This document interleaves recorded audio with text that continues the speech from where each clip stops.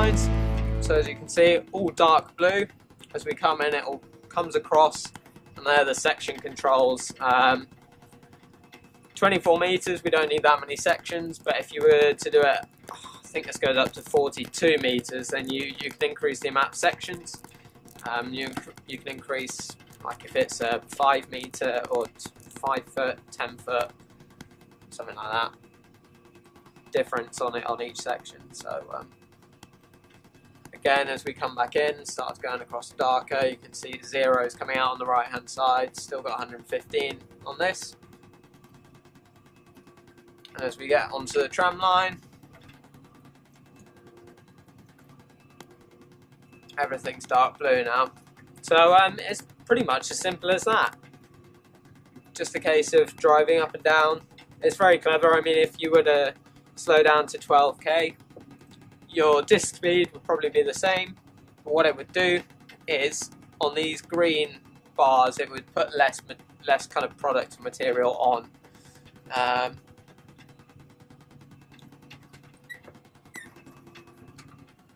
There's another tram line. So yeah, obviously come springtime I won't be doing this, doing little loops here and there, but hopefully I'll have been able to chat to John and figured out kind of the way he actually sprays the field.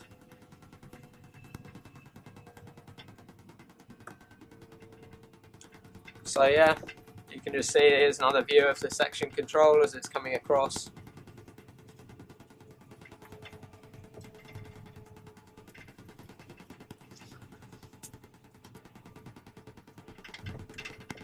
So yeah, just had a call from Macleod, they're doing the wheat at the moment, and had a fair bit of rain over the weekend. I think it was around 20 mil. What's the date today? 14th of August, so whenever that was, 12th or something, 11th, 12th, had about 22 mil of rain, which has really helped the potatoes and also probably the cider apples as well. But yeah, not so much with the combining, because they've gone from moistures in the wheat of around 13–14%, which is ideal, straight into a store. And he said, yeah, his last save was 21% moisture, so that's going to be dried, and that's a cost that Tom will have to kind of fork out for to get the grain down to where it needs to be stored and then to be sold at. So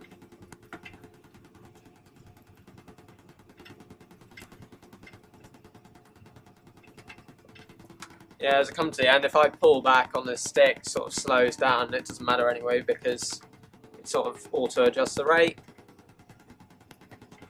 And then click it to the right and it'll speed itself back up to 14k. So yeah, for me, I mean, stuff that I always worry about jumping on new kit or kind of new jobs or something. I think speaking to Tom about it yesterday, and I think he said he was quite the same. Like, it's almost like a fear of failure or doing something wrong. But sometimes you just gotta trust yourself, have confidence in yourself. You know, someone from the dealership who sold the Amazon spreader, because it's done one season, one spring. Someone who sold this to them has come and shown me how to use it. And also, they made sure this all talks to each other, so they needed to come out anyway. Had a little play around on Friday, just in the field, no product in, and yeah, it seemed to be working. So yeah, Monday afternoon or yesterday when I got back from doing a few jobs, jumped on and kind of away we go. So, and to be fair, touch wood, seem to be understanding it. Seems to be doing it right. But yeah, very, very open to opinions, and I think, you know, places like the Farming Forum online and Twitter and stuff like that, although you've got to be careful because people seem to put each other down quite a lot on social media and things like that. There's also people who will help and give like advice and support, and I've literally done this for a day and a half now, so I'm very much open to let's say constructive criticism or just general ideas that might improve the efficiency or just improve, I don't know, improve the operation generally. Here we go, got a nice view of the valley. So been up doing some of these fields earlier, slightly steeper bank. Herefordshire is not flat like it was when I was up in Peterborough area. The field sizes are probably quite similar. You think actually, I thought in the east they'd be huge, and to be fair, some of them are. There's a grain lorry down there, but others of them are, yeah, similar size to this. One of the constraints, I can't remember if I said this in a video before, of the farm was that the field size was so small, on average like 10 acres. There you go, that's the GPS shouting at me. It doesn't seem to like the top end of this field, so, but it keeps talking to this. All it is for the section control, but when you're in like a field like this, going up and down, and not having like short belts or like the triangular bits and stuff like that, is absolutely fine. So but we'll turn it back on. Yeah, beeps again, so that tells me it's back on. So when I press it, it's back on, and I'm sure it will cut out again. But we've actually been talking to Ross Farm Machinery, who deal with the kind of AGCO kit on here, so the Fendt and the Massey.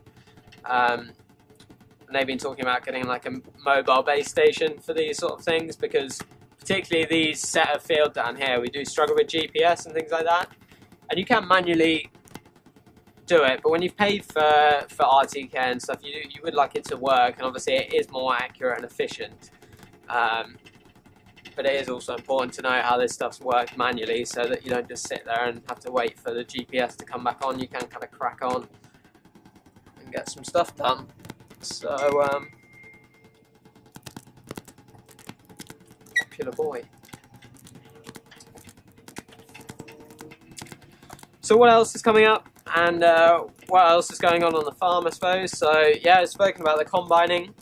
Had a go in the combine sat with Matthew in it for kind of a couple of hours as he finished a field of spring barley, and then we hopped over to some wheat on the kind of main farm, and yeah, had a go in the field there, which seems to go well. Again, something else I'm worried about, and I was like, it's going to be the most complicated thing ever, but yeah, it was fairly straightforward. Obviously, as time progresses, you know how to tweak things and tune things to you know, get the most out of the combine and each crop and whatnot.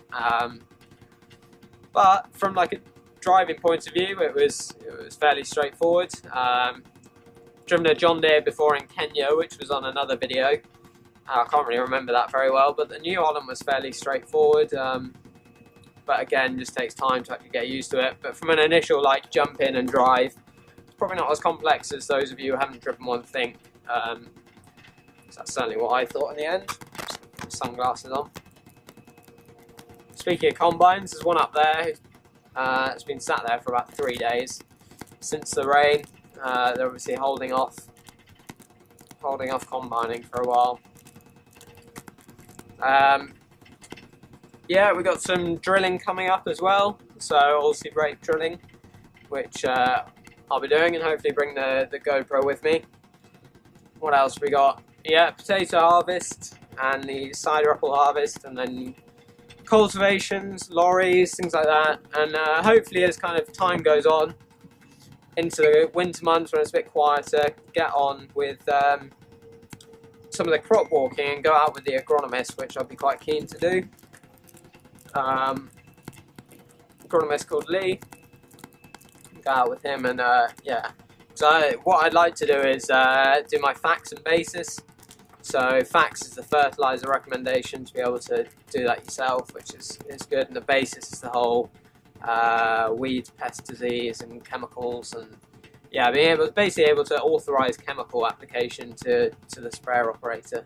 But I think it's a good idea to, like, when I'm doing this, I can keep an eye out and I can be like, oh, there's an example of cleaver, or, you know, blackgrass, things like that, and then helps us all keep on top of it a bit better. So that should be good. And then hopefully do some sort of plant counts and things in the winter.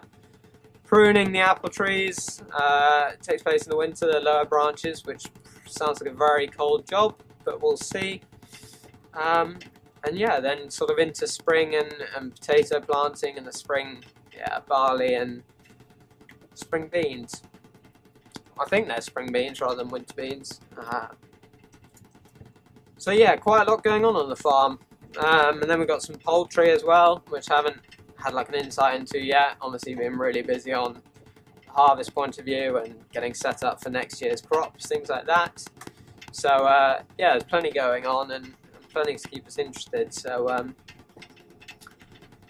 yeah, just sort of plodding on with the fertilizer at the moment. We'll be putting on some TSP as well, which is triple sulfate phosphate something,